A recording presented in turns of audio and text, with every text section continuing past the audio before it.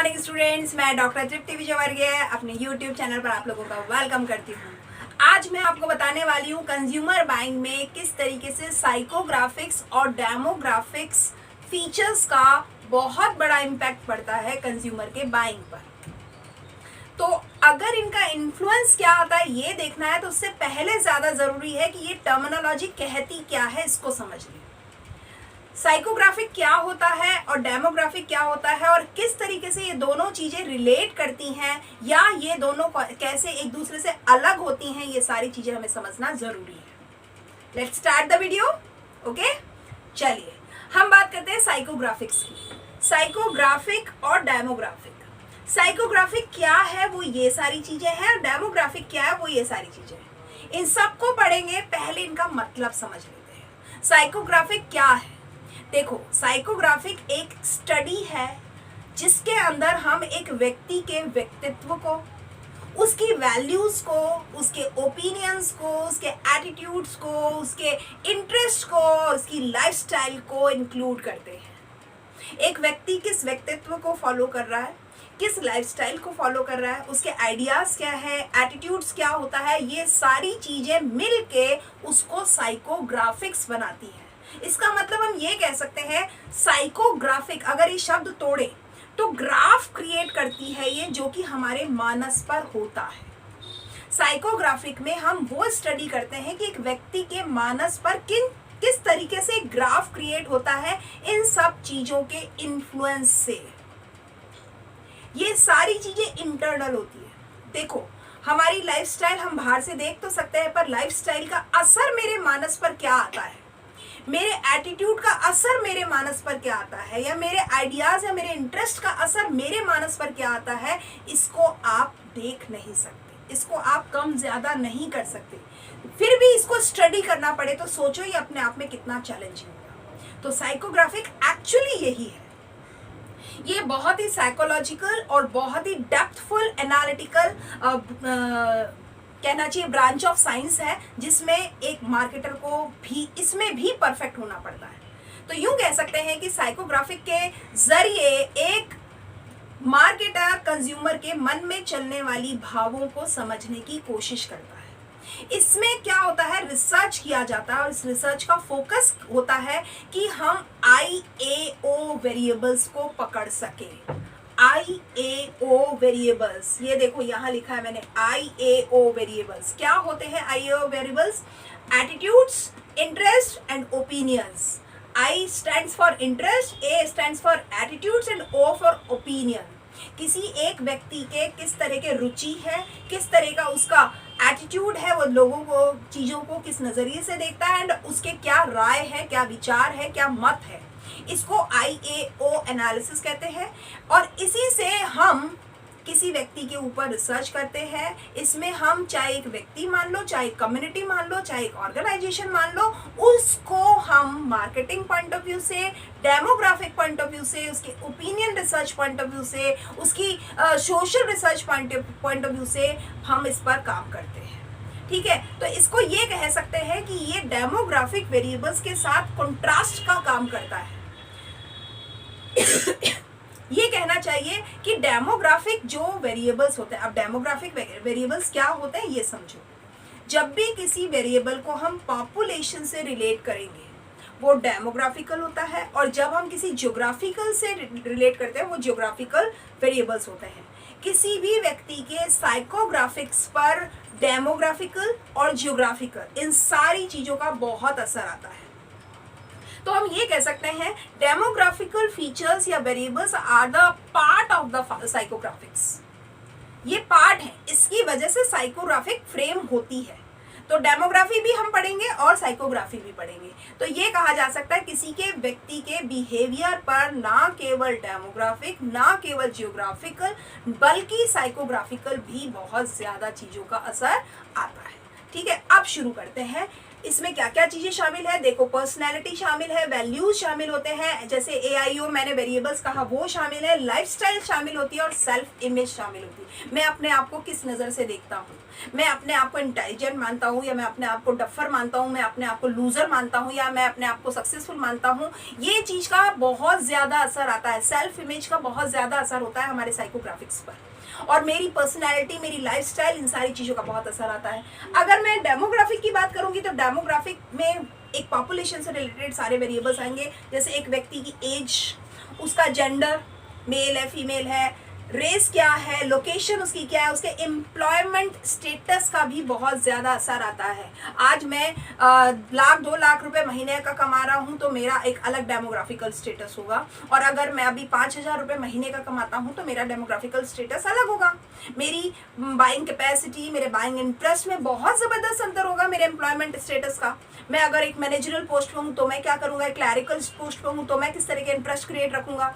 तो आप सोच के देखो, अगर मेरा एम्प्लॉयमेंट स्टेटस की बात करें, मैं मैनेजरल पोस्ट पे हूँ तो मेरे इंटरेस्ट, मेरी लाइफस्टाइल, मेरी वैल्यूज़, मेरी पर्सनैलिटी अलग टाइप की होगी। और अगर एक क्लरिकल या एक जो लोअर ग्रेड एम्प्लॉयमेंट स्टेटस होता है अगर उसमें हूँ तो मेरी लाइफस्टाइल, मेरे सेल्फ इमेज, मेरे एटीट्यूड्स, मेरे वैल्यूज़, मेरी पर्सनैलिटीज़, मेरी सारी चीज़ें अलग होंगी।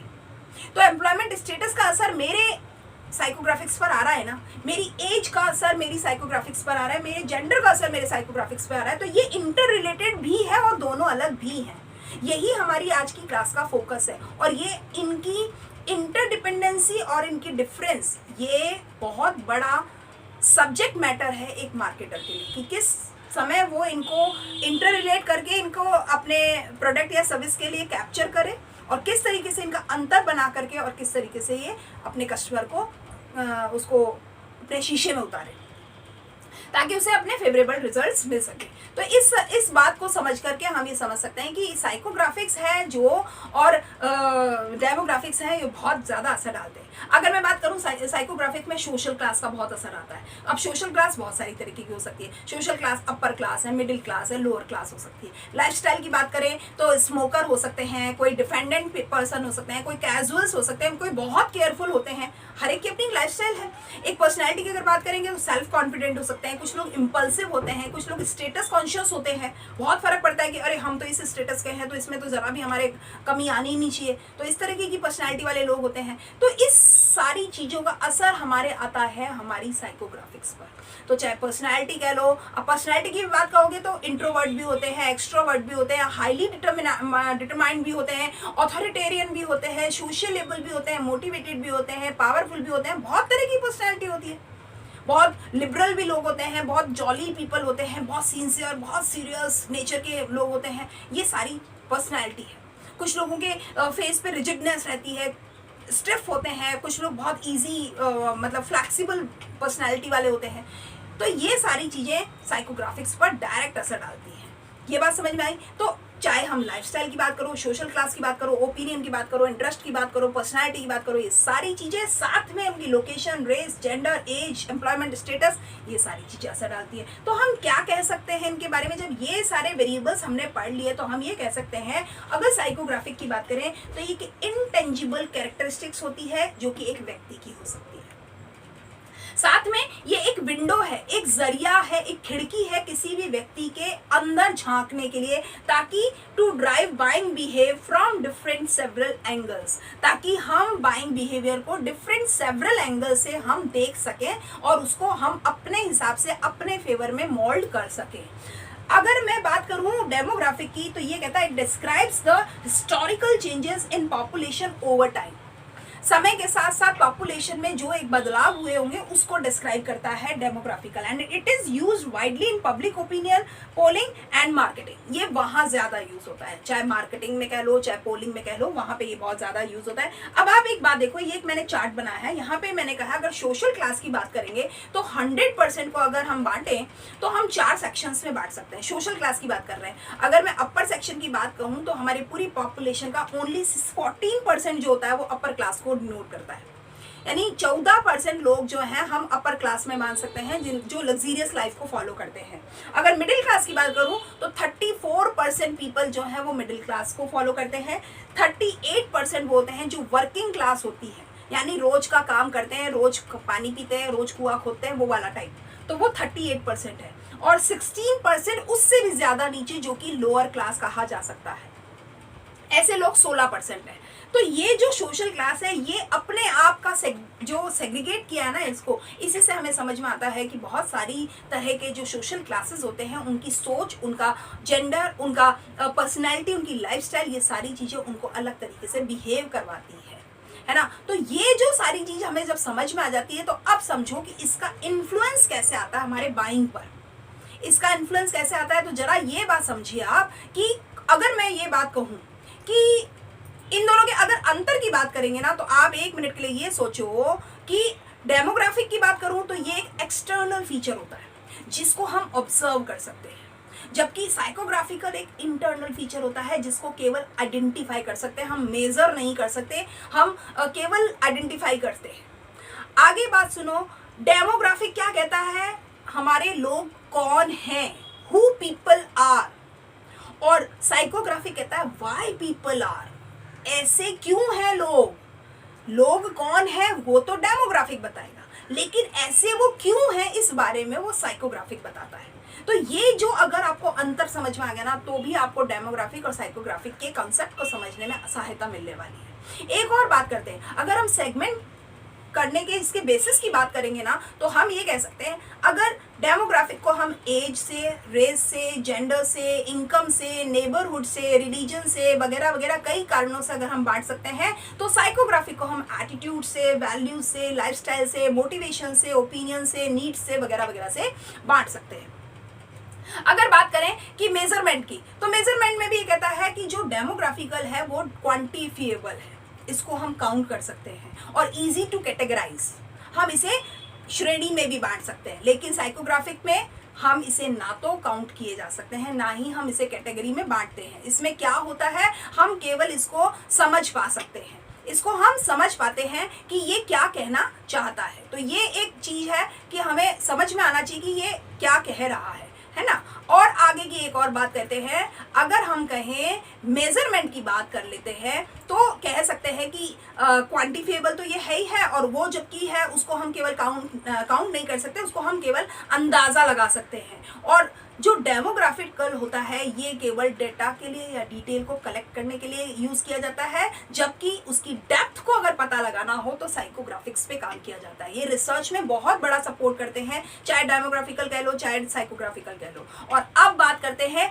इसका इन्फ्लुएंस क्या आता है कि हम बाइंग पर इसको कैसे यूज करते हैं, उसकी अगर हम बात करें तो वो बात को समझिए। इसको हम कैसे यूज कर सकते हैं, हम ऐसे यूज कर सकते हैं कि सबसे पहली चीज ये कहता है हम रिसर्च में बहुत यूज कर सकते हैं इसको। और रिसर्च में यूज करने के लिए ये कहता है क्वांटिटेटिव, अगर हमें रिसर्च करनी होती है तो क्वांटिटेटिव रिसर्च में ये अपने को बहुत बड़ा सपोर्ट करता है।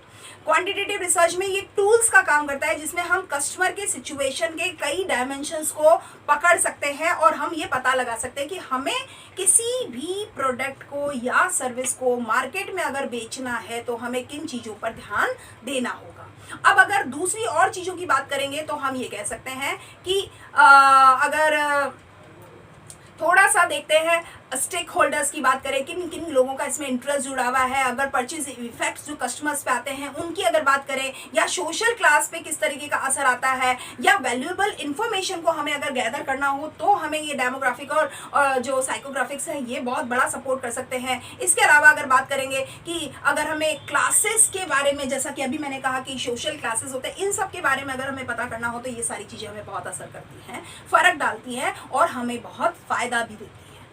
तो डेमोग्राफिक और साइकोग्राफिक अपने आप में ये दोनों एक दूसरे से जुड़े होते हैं, और वैसे अलग होने के बावजूद ये बाय नेचर ये दोनों एक दूसरे से जुड़े हुए हैं, और दोनों को कोलैबोरेटिव स्टडी करना जरूरी होता है एक मार्केटर के लिए।